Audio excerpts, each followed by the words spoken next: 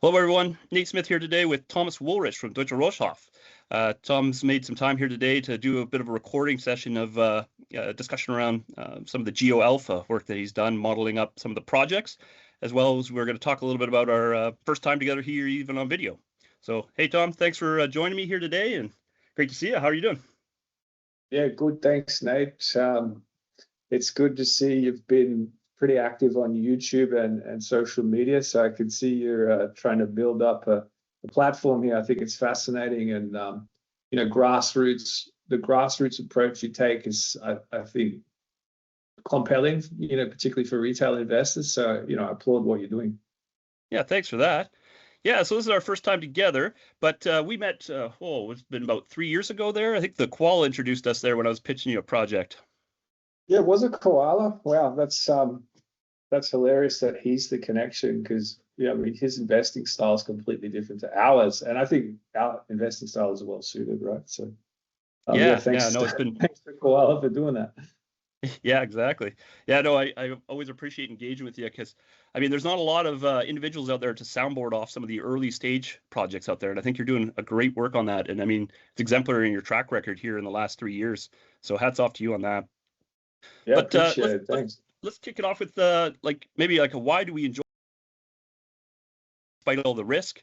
And there's a presentation that you made there during OR Day in Toronto, and I'm hoping you bring up that modified Lassonde curve that you had there. Is that something you can bring up and maybe speak around why we enjoy this space? Yeah, I got it here. Yeah, if viewers haven't caught that, I was going to say Antonio has the video of that where you presented, so viewers can go and catch that on OR Group's YouTube page if they want. Yeah, that was a fun day. I think it was the first time we met in person, even. So that was a that's right. After years chatting, first time in person, it was weird to see, because I feel like I know you really well, but yeah. Anyway, with the share screen, I don't know if this is going to work, but I can just flick through. So what were the bits you wanted to cover? I mean, I guess you said you wanted to see the modified Lassonde curve. That was this one. Yeah. So that around the why we enjoy this space and where we're focusing, maybe with reference to this as a presentation in the background. Yeah. Yeah. So I guess I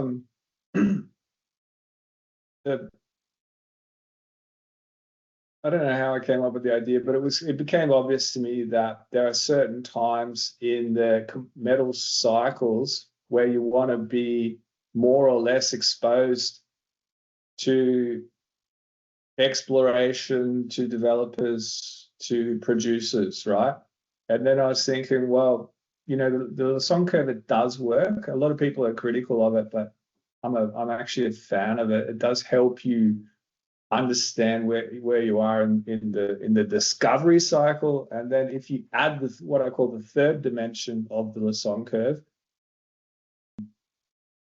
being where we are in the bull or bear cycle for that underlying commodity, that can also help you in your decision making in picking stocks, right? So yeah, that's when I added the third dimension. But this one down here, bull and bear.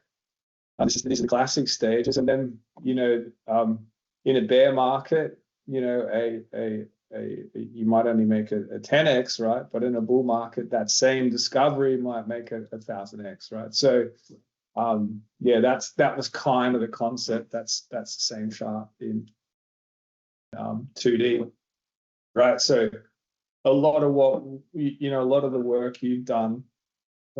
American Eagle's a good example. I think you bought it was a sub 10 million market cap, sitting right down here. I think you paid 8 cents, right?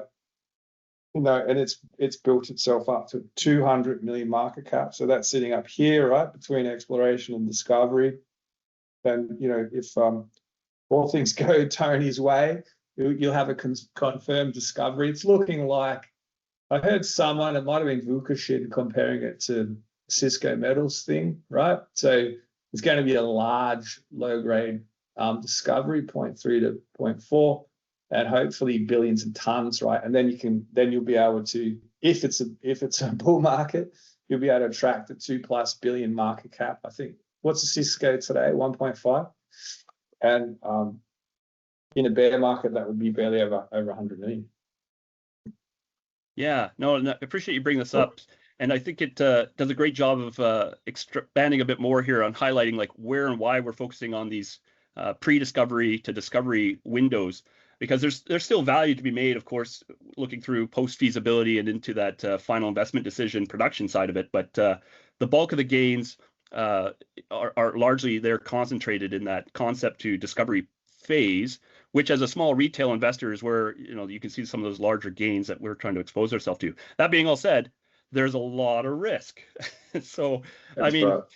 let's talk about a few of the, I don't know if you got a couple throwaway ideas here, but ideas or nuggets that we wish we knew about 5 years ago that we could take ourselves back to and reflect on here and have available to us today.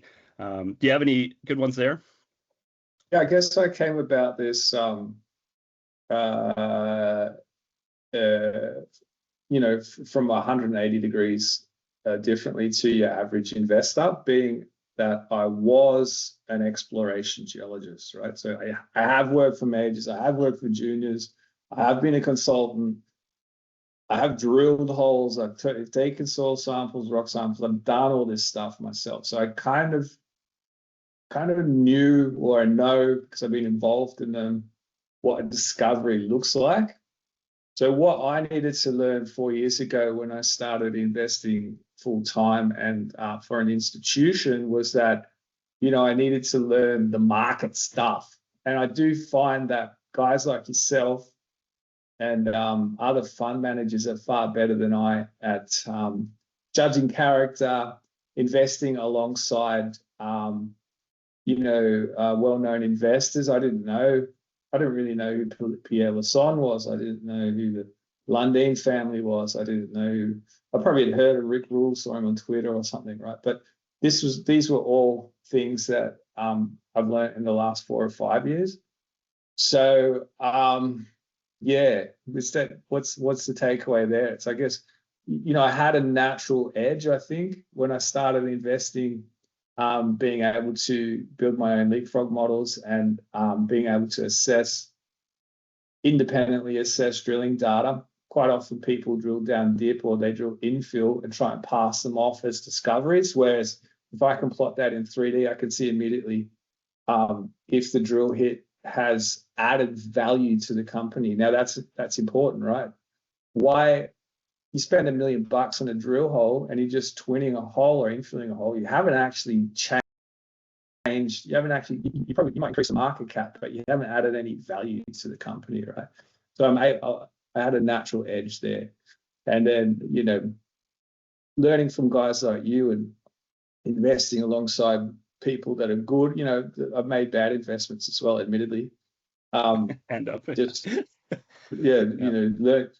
Blown out cap structures. Canadians are hyper vigilant, looking out for how many shares on issue, how many warrants are, even out of the money warrants are on issue, things like that. So it's been a fun 5 years in October. Yeah, I'd say that the item you're touching on, there's more around that navigating the capital market side of it, right? Understanding and making sure you're aligned with people who are aligned with the shareholders' value versus, maybe just like a zombie company or otherwise, but also being able to raise the funds and get that marketing out there. That's an important aspect, but just making sure the capital structure is managed is an important one as well. Especially it's not easy. Like during a bear market, you do a couple of bad raises, cheap raises, and then all of a sudden you've got 1 billion shares out, and you can't dig yourself out of that hole. I guess what do they call it? Sun Summit is an example of that. They put some good drill hits out. I was looking at it going, fuck, why isn't this thing ripping? And the reason is people were selling into any strength, right? And I guess that's an interesting one to comment on because it's a neighbor of something that we're going to talk about later. Absolutely. Okay. Well, let's talk about some of your criteria there. I know you have that other slide. I think it's slide 2 on your deck of just your approachment, the philosophy around how you approach items here in this space. Yeah. So that is it coming up the slide? I think it is. Yep. So GeoAlpha and commodity beta, I guess you can think about it as like a barbell type strategy. Yeah. So, and in my talk in Canada, in Toronto, in February, I didn't really talk at all about commodity beta. So there are hundreds of people constantly talking about, the gold bull market, copper bull market, whatever, on Twitter, on YouTube, everywhere.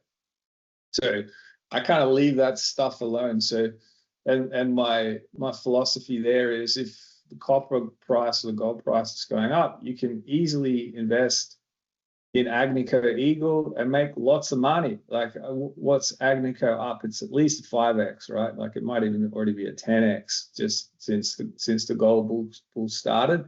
That's not I've got no edge there. So that's those large caps. And from our funds perspective, we can slot $1 million into a basket, $1 million each into a basket of gold companies. You could have done it today with gold ripping and make, 10, 20, 50, even 100% on trades like that. They're good trades. I've got nothing against it. So the only reason I don't talk about stuff like that is because that's what everyone else talks about. But, we do it as well. And we love those big companies. But yeah, like I said, I've got no edge in them, so I don't talk about them much. So where is my edge? And this came about from a bear market and me getting hammered by people investing in Facebook, right? Things like that. So I'm just like, why am I even doing this? Like, I'm not making any real money. I think I'd had a few good wins early into Snowline and stuff like that, but it wasn't 100, 200, 300% gains for the fund. So, and that essentially was because we were in a bear market, right? So, kept with the strategy, focused on GeoAlpha, which is trying to be early into discoveries. It's not really even about pre-drilling, although I do occasionally do pre-drilling investments. Like, we're going to talk about another one today, Metal Energy. It's not quite pre-drilling, it's extremely early. So from the first drill hole, do I think it's a genuine discovery? Do I think it's going to have that mine? Is it going to become a mine, right? And try and stay away from science experiments, try and stay away from, things that are cheap, right? So I think a lot of retail investors, they listen to Lukes and Harvors or someone like that, or they hear something on resource talks and they go, oh wow, this thing's only a 10 million market cap. But quite often they're that cheap because they kind of suck as well, right? Cheap for a reason. Yeah, cheap for a reason. So what else can we cover there? Well, I think you touched on a couple of concepts, right? Like, as far as beta goes, cheap for a reason can still make some money, right? I mean, you're looking at, if you're looking at strictly from a trade, that the idea that a rising tide raises all boats. But what you're focusing on is avoiding or sidestepping some of these projects that you don't see the pathway to, with regards to it being possibly economic or potentially being a future mine, right? And so I think that's a good one to point out. And you did touch on the criteria you had here of waiting for first results. So it's actually something I was going to challenge you on with regards to what did you see at Metal Energy for being able to say, okay, I want to position myself in. So maybe I don't know if I have anything else I want to flag other than, again, the risk is higher, right? This is something to always point out to individuals, like just because Tom or myself gets involved with the project, there's no guarantee it's got a golden touch, right? Especially early stage ones. And that position sizing appropriately is very important, and to understand the liquidity being low is a good one, right? Like, you can't just necessarily turn on a dime. If you're looking at these projects, you typically have like an 8 to 12, maybe even longer window, depending on what you're willing to accept for, locking that money up, right? So that's an important one to consider too when looking at some of these smaller guys. I agree. I mean, and particularly for a fund, you have to have extremely high conviction. You have to have faith in management. And if these things, what's the classic, Rick Rule thing? all of his tent baggers have come down 50%, right? So you got to be able to be comfortable wearing that volatility and that illiquidity. Hopefully it pays off via a buyout or first pour. Yeah, you have to have the stomach for it. Yeah. So I think it's important when reflecting on any of these projects that you understand that timeline of what you're going to be locked in for and be able to sleep at night, right? Like you can't overposition to the point where when riding that volatility. That's the sizing piece. So yeah. Again, I see that a lot as well. People obsessing over intraday moves in stocks. It just means you're carrying too much risk. You've over committed to a single name. I do it as well, but I also build extreme conviction. I sometimes joke, and the reason the brokers don't really like me is I only want to make 3 to 5 investments a year. Mm-hmm. I'll almost never achieve that. I almost always over invest, but this year, really most of my performance is being carried by, well, Q2 was kind of a last year thing, but it's performed well this year. But San Lorenzo and Andina have been, really, really good performers. I guess in a way, those things are now outsized in the portfolio based on that they just went up so much. Yeah. So, right. Sizing and timing, and it's all hard, and there's no silver bullets. You get used to it, and then Oh, that's good points. Okay, well let's I think it'd be great to shift over to some of your leapfrog modeling. I don't know, do you want to maybe show a project that's more mature, like your work done on well, you could look at more recent ones or some of the more mature projects that you have in there. You want to look at a big cap one? Yeah, something. Yeah, it'd be great too. I don't know if maybe this would be for another day. If you could do like a series of over multiple seasons of like some of the initial work, what you modeled, and then what it grew into, and then ultimately where resource estimates that have been delivered have largely been in line with some of your work. I think that's that to be able to showcase your work doing the GeoAlpha Tom Cookup, to be able to say, I confidently think that they have this level and we'll see a resource estimate delivered, would be a good exercise. But yeah, do you have any that come to mind? Let me show you Cisco. Okay. So that's the lithium thing in Canada. I think I was predicting 300 million tons. It came out unfortunately at 295. That's horseshoes and hand grenades for me. Close enough. But I actually think they're going to crack 3 with they did this. It was an unusual resource estimate they put out at the same time as they put out the maiden resource. They published an exploration target. The reason for that is this hole here. Yeah. So they found 107 meter pegmatite outside of the resource area. So that's going to add tens of millions of tons, just that one hit. But you can't put a resource around single drill hole. You need to show continuity. Yeah. So yeah, for viewers looking here who've never seen anything like this is Leapfrog. This is a fairly expensive licensed software you can use, but there is other tools out there you can publicly get and for more affordable, or in some cases free, for actually modeling up drill results here. So yeah, that's great. Thanks for bringing this up here, Tom. And so yeah, Tom, walk us through what you've got here with regards to some of the modeling and talk about how this is matured to the point where it is now versus early days. Well, so I'll turn the block model off so you can see the drilling. You can see this series of holes pointing basically north. The vendor, Canadian Mining House, drilled 7 holes. I can't remember exactly how many. Into the Cisco porphyry, and there's hole 9. Okay, so it must have been more than 9 holes. they drilled intervals like 80 meters at 1.42% lithium. Yeah.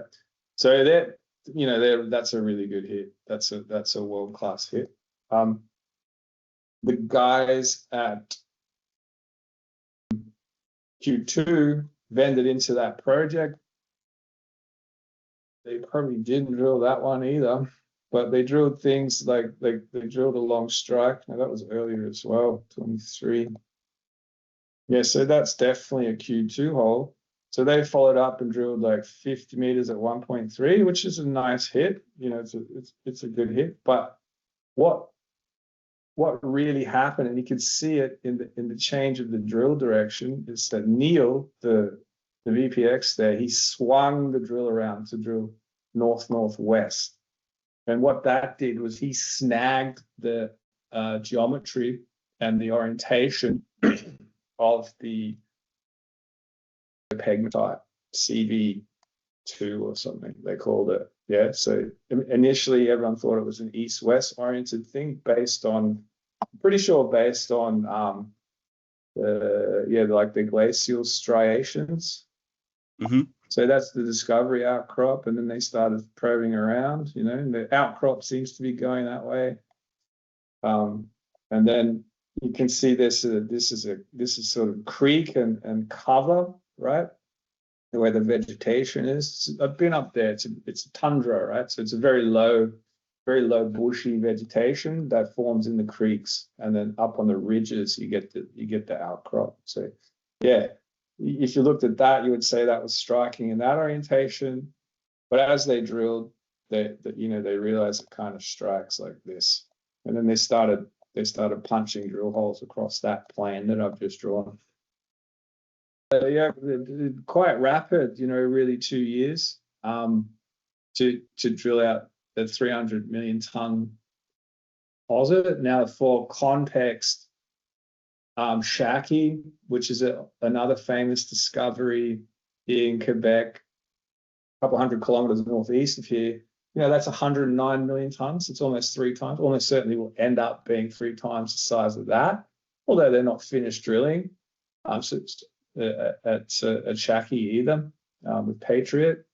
And then, you know, the biggest lithium projects in the world are like in Australia, Greenbushes, in the Congo, Monono. They're 400, 500 million tons. So it's almost, it's getting up towards one of the biggest lithium spodumene projects in the world. Yeah, so you asked about the drill data. The companies publish the collar data. Is how they look. These data is X, Y, Z, so that's 3 dimensions. The collar, the easting, northing, and the elevation. And then along with that, you need the dip of the hole and the azimuth of the hole. So then you can plot up what they call traces. That's these lines. You can plot the traces in 3D, showing the dip and then the azimuth. And then you can plot the assay data, also the assay data as they publish it in their public announcements. 14 meters at 0.57. That's not a particularly good hit. So here's one, 457 meters at 1.65. That's a world-class hit. That could be 25, 44. Other people have done analysis on it. I think that's the best lithium spodumene hit ever, right? Better than Monono sort of quality. High grade and extremely long, 450 meters long. So you take all that data, plot it up in 3D, plot a numeric model, which are these blobs. I add some anisotropy to the models. I don't want to create an isotropic sphere, would just be the same in all 3 dimensions. I add some anisotropy to the interpolation, which stretches it out along these trends. These geostatisticians will call them structures. And then you can create a block model. You can stamp the block model with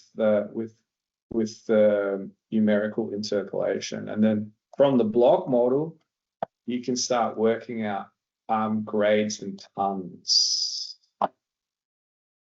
324 million tons at 1.15. That's using a 0.7 cutoff. So you can change the cutoff, and that drops the grade or raises the grade. Yeah, but the actual resource is higher grade but less tons than that. Yeah. So like just for like reference, right? Like this isn't an NI 43 level study on this, but it is definitely vastly improved on, say, just a back of the envelope calculation set. So I think it's so but having said that, what you guys do with, is it called Geoscience Analyst? Is that you? Do you use that? Or is limited, it Panda yes. Pete? Yeah. So Panda Pete, and I think Pamplona used to use it. What you guys can do there just by vetting the data, it's just a vetting process, isn't it? You can say, no, these fuckers are infilling or they're drilling down deep, or you can actually see that. Yeah. Yeah.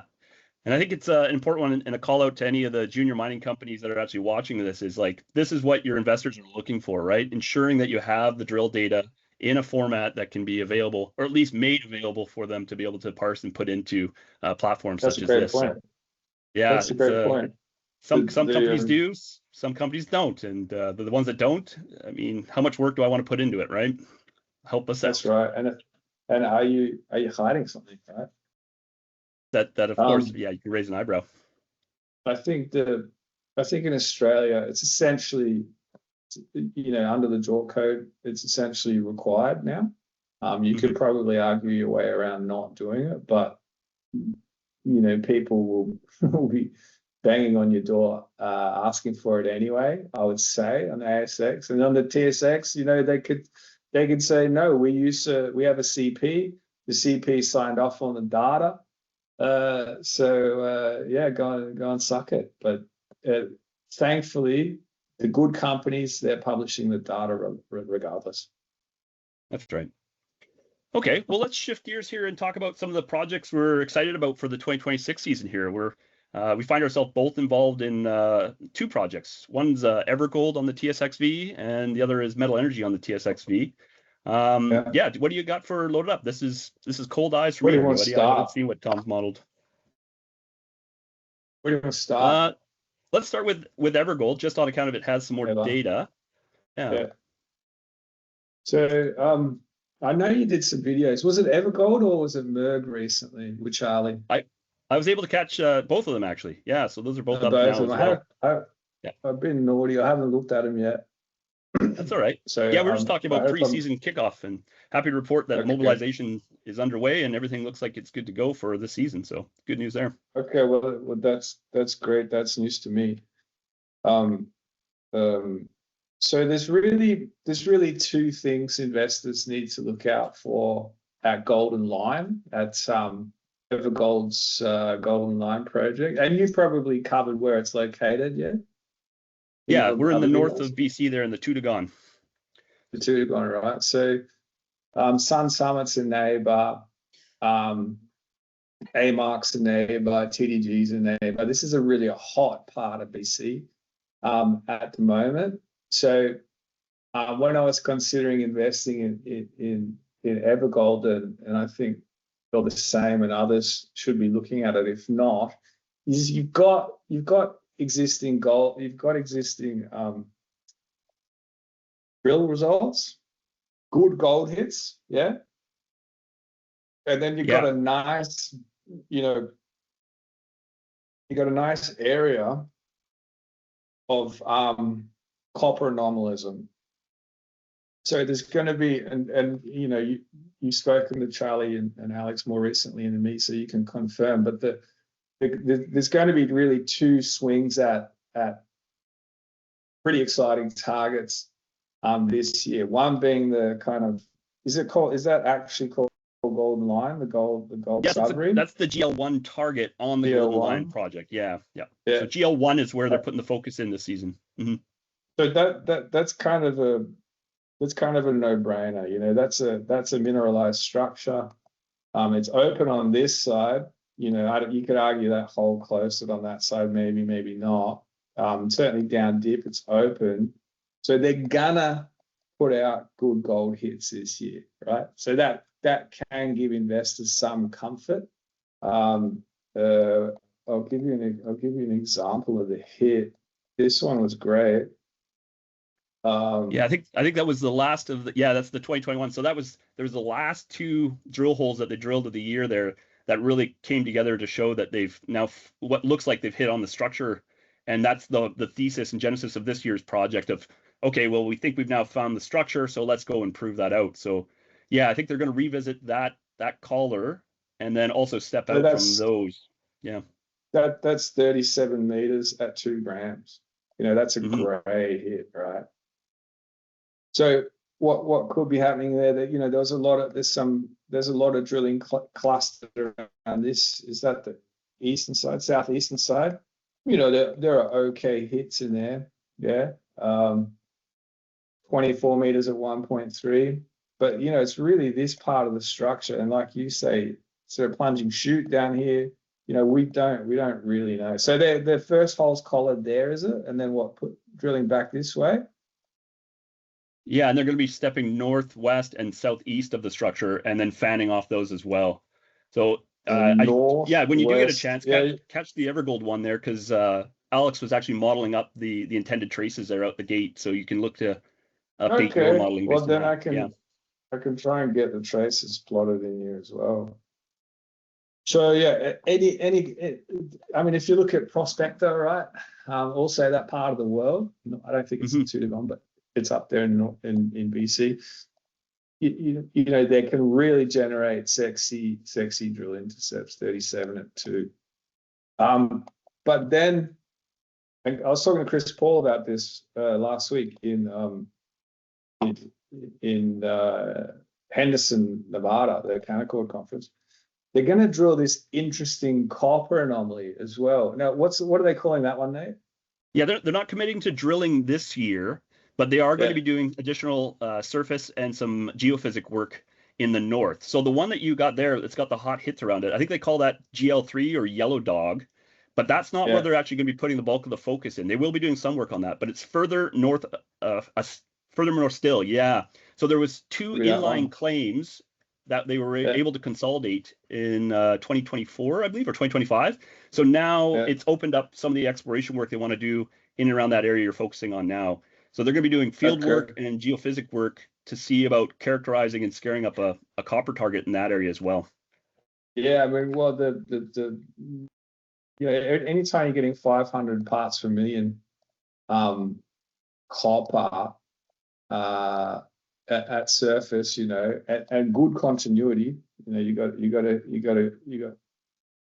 the little zone there, like you said, needs to be bulked out, and this one's over a kilometer by 500 meters, right? So yeah, the copper is something that, you know, really needs to be worked up. So yeah, you're getting, okay, I thought they might be drilling it this year, but you're getting 2 swings, you're getting 2 really good targets, basically guaranteed gold hits plus a swing at the copper, and you get it all for how much? 12 million, 13 million Canadian. Yeah, sub 15, we'll say. Yeah, sub 15. So it's a cheap one. Extremely early days, but if again, look what happened to Prospector, look what happened to TDG, look what happened to AMARC. This is the potential of this part of the world. Yeah, that's a good call out, right? The neighbors are definitely finding, you know, evidence of an actualization of deposits there of potential, you know, if not tier 1, it's up there. The AMARC Joy discovery on TDG side as well is gaining a lot of interest. The TDG and AMARC together, you know, that might already be a tier 1. I haven't been following it closely for about 6 months or so.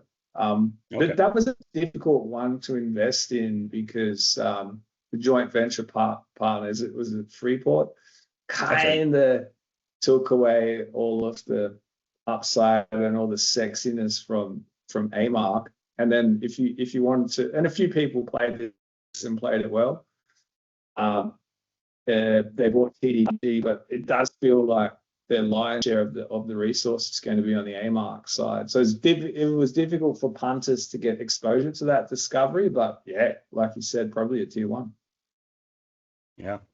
Okay. Yeah, that's great overview of EVER.V. And I'm right there with you in a line, right? You get two for the price of one with the high level of confidence of a potential hit and thesis proof in the GL1 target. And then with that, you could see them springboarding off of that for if they have some success developing any copper targets in the north. And it sounds like the planning would be around, drilling into 2027 for that. So we might have to sit a little longer, but that's not necessarily a bad thing. Yeah, that's fine. At these levels, cheap. You can sort of if it gets we might get a quick double, right? If it gets to 30 million, which is completely plausible for these pre and early drill,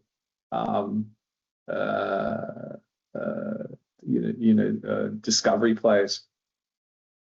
Absolutely, yeah. Okay, so you've got what looks like the NIV project as well as some of the Northwest Copper results there plotted. So you've done a heck of a job here. This is something I attempted to do in one of my videos where I was just showcasing that, like, hey, there is some results to the neighbor next door. And it in the recent video with Charlie, walking through the genesis of their work scope onto the NIV target properly. So you could see where Northwest had some initial results that really spurred them to say, hey, we should come back and take another look. And the results speak for themselves, and here we are today with a fully funded program. So yeah, thank you for modeling that all up. That looks great. Any takeaways from that modeling that maybe I didn't cover previously? Love to hear your take on it. Yeah, so my involvement was started with that last raise. Yes, Stephen and Tony from your group, those guys, they made it clear that they were gonna do something with MERG, right? They just didn't quite know what it was going to be. So I guess they first told it to me at PDAC, or even summer 25, summer last year. I went to Beaver Creek, and then I had some time to burn before going out to Cisco to that lithium discovery I showed. So I spent a week in Toronto, and I think that's when the guys first said, look, we've got this shell. You have any assets you want to slot into it, but we want to do something with it. Those guys are great stewards of projects and of companies. So it came as no surprise that they then, they work a lot with Charlie, right? So then Charlie said, I've got this NIV thing. It's not a huge license. I've probably got the license boundary here somewhere. Yeah, there it is. And I've got this NIV thing. It's next door to Northwest Copper's NIV East, discovery, I guess you could call it.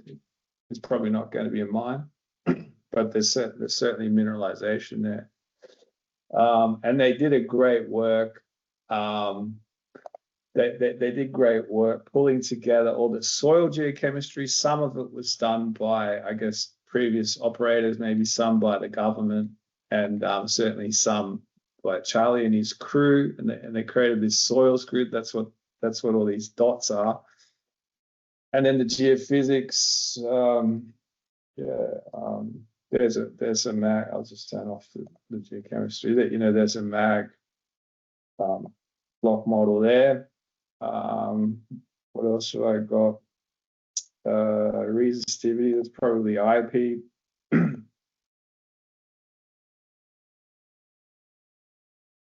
Some of these geophysical models are quite big.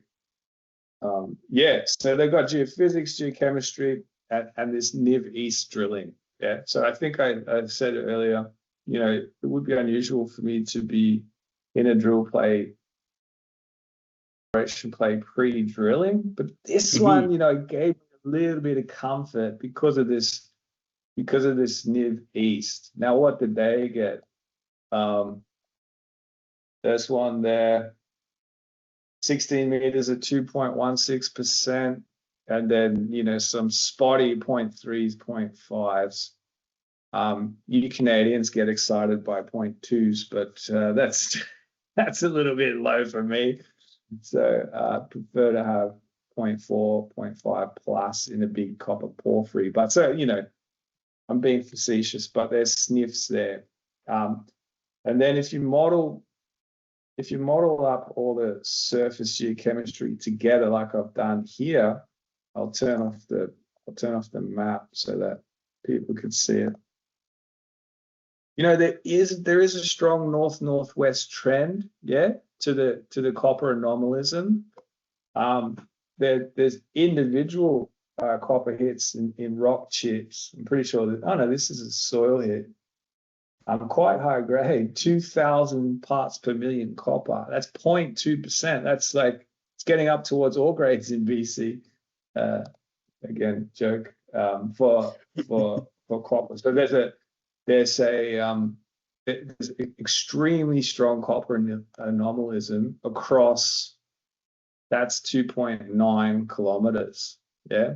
So you've got confirmed mineralization, or, I always say ore in quotes, because for them to call it ore, you need to have an economic study around it. The definition of ore is an economic mineralized area. So there's all grades. Over here at NIV East, you've got all the geophysics and the geochemistry pointing coincident with one another and pointing to an anomaly at scale, 2.9 kilometers long. So now, what's the plan? And these guys have published, they did publish a map showing exactly, well, at least where their design collars were or are. Often, when you get out of the field, you plan these things during winter, you get out there in summer and the plan changes, right? You might not get access or whatever. But certainly this is the current plan. I think, again, this one's drilling now as well. What's that? Is that 7 holes? Yeah, they're detailing. They got 9 collars. They're saying 12 holes over 12,000 meters, I think is what it was, if memory serves. And it sounds like they're going to start in the center area with the initial. That's what I'd be doing too. And I've called this one 2026-1, so it's probably that one there. Now, what you can see is that, they're drilling into the geophysical anomalies. How can I? Looks like I've been slicing that. I just said, oh, here it is. So, yeah, they're drilling right into their geophysical anomaly and crossing that copper in soils anomaly. So that's exactly, and there's a bit of a hill there as well. So that's exactly the sort of thing that that you want to see. I could just go up and down with that geophys so you can get that's the deep part. It's going deep and then drag it up, and there it is, outcropping. So sometimes the surface is a bit leached. That's why the surface results sometimes don't light up as much in the geophys. And then another thing that Charlie told me about, and you can kind of see it better on their maps. Land drilling. Okay, so you think, okay, there's a gap in the geophysics, in the geochemistry. But look what's happening there. You've got colluvium, which is gravity-fed, gravity transported scree, essentially. You've got colluvium masking the copper anomaly here. And then here you've got alluvial cover, creeks, and masking the copper anomaly there. So you could argue, ignoring these what we call regolith effects, again, that the anomaly is almost 3 kilometers long. Yeah, I was going to say, the modeling that you've done with the drape on topology really brings that dimension there as a potential contributor to why it's being masked. The other one that they flagged as that could be masked was more towards that northeast, where Charlie mentioned that they did some age dating. Yeah, so you can see in the, sorry, just go west of that. There's that, it looks like an arc there. Yeah, where's that? Where you see a couple high-grade areas you poking mean this, through. but this, yeah, Yes. that's probably something geological. Cool. Yeah, he was saying that was age dated as a younger skiff of something over top. And what's interesting is you can see the high grade response areas poking through it, right? So yeah, lends credence that with the confirmation of the geochron, that is likely also obscuring some of what could be potentially the geochem results there as well. Yeah. Yeah. Okay. So yeah, you touched on, the why and what attracted you to this despite no drill results. So yeah, let's talk a little bit about the targeting that they're doing. You're mentioning that they're lining up with the geophysics. Is there any that the planned holes where you're like, oh, that's kind of interesting to me. I wonder what they're targeting there, or have you looked at all these drill holes and see the criteria of what they're selecting those targets for? Not really. So these guys are going to have far better resolution data than I. So I've pretty much taken it as far as I need to as an investor, and you got to let the geologists do their work. So what's going to happen, and I would too, you drill your first hole in your best anomaly, both it's the best anomaly both in the geophysics and the geochemistry, and then you see that the priorities change. If they're hitting sulfides, and they'll know pretty quickly, you'll see the sulfides in the core.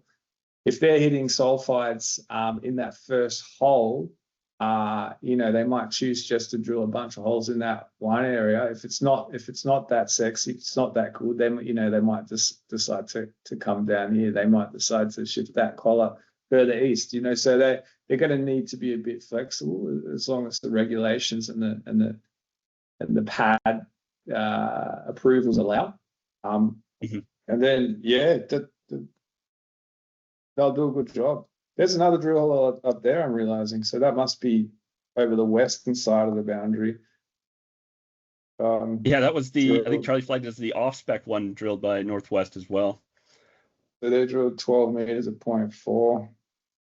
And then another 7 meters at 0.4, 7.6 meters at 0.4. So there's snips of copper everywhere, right?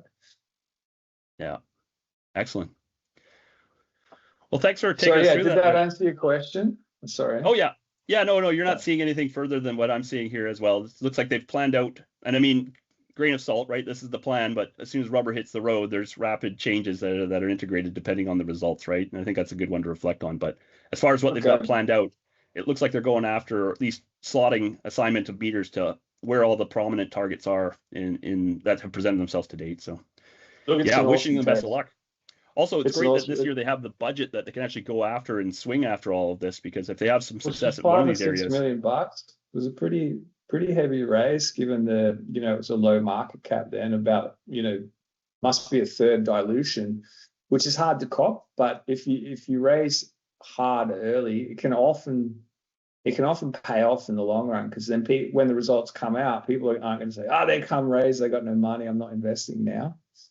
Of course, if you first drill holes at tier 1 type intercept, it doesn't matter. But agree, it was a good raise. Yeah. So timeline on this, like it's starting June 15th, third week of June, probably drilling till all the way up until September, October. We'll see how it goes for them before they get snowed out. And then first results, depending on how the labs, it's going to be a busy year in BC. So I would expect them to be late August, early September. But it is definitely one of the more exciting projects in BC I've seen tabled in a long time. So thanks again for taking the time. I know it's late where you are in the world, so I hope you're enjoying this Friday evening and have a nice weekend ahead of you. And I look forward to maybe making some time with you here once we start to see results, and we can follow this up and showcase it again to the viewers. So thanks again. Anytime for you, mate. Thanks.